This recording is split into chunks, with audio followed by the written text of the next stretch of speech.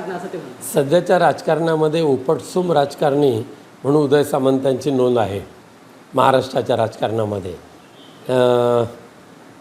राजसाहेब आणि उद्धवसाहेब यांनी एकत्र यावं ही अख्ख्या महाराष्ट्रातल्या सर्वसामान्य मराठी माणसांची इच्छा आहे हे मागच्या 2 दिवसात दिसून आलं.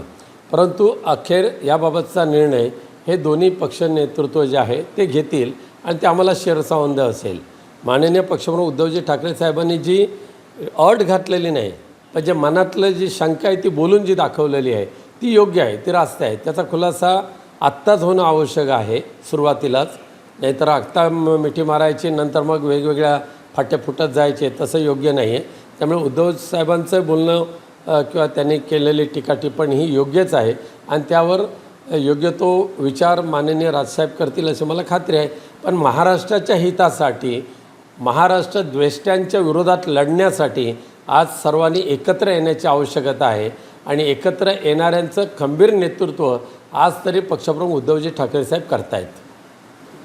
पूर्वी जेवढ्या राजकीय हत्या झाल्या त्या सर्वच्या सर्व हत्या ह्या नारायण राणे यांनी पुरस्कृत त्यांचे जे गुंड आहेत त्यांच्या माध्यमातून केल्या अशा सर्वसामान्य लोकांचा समज नव्हे तर ठाम विश्वास आहे.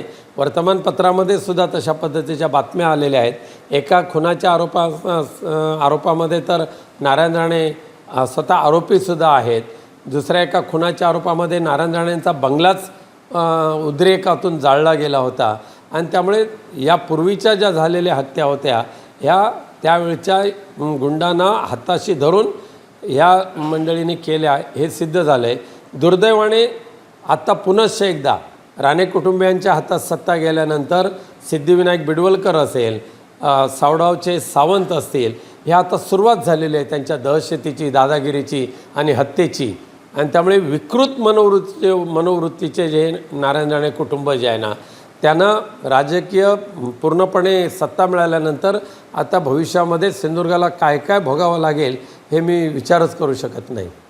सिंधुदुर्ग सावडावची मारहाणीची घटना जी आहे ही सुद्धा ह्या दहशत आणि दादागिरीने गुंडगिरी निर्माण करण्याची सुरुवात झालेली आहे. सिद्धिविनायक बिडवलकर हत्येकरी हे राजकीय आश्रयदाते आहेत, आधार त्यांना राज्यकर्त्यांचा आहे आणि सावडावच्या मारेकऱ्यांना आधारसुद्धा राज्यकर्त्यांचा आहे. त्यामुळे राज्यकर्ते सध्याच्या सिंधुदुर्ग जिल्ह्यातल्या राज्यकर्त्यांच्या माध्यमातून पुरस्कृत ही दादागिरी झालेली आहे. त्याचा बिमोड करण्याचं काम माननीय मुख्यमंत्री देवेंद्र फडणवीसांचं आहे. ते काय करतात ते बघूया.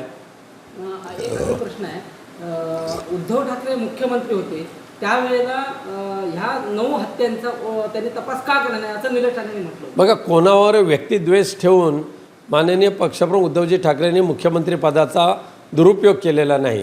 नाहीतर त्यावेळेला हात घातला असतं तर हे सगळे आता आर्थर रोड नाही तर तळोजाच्या तुरुंगात गेले असते.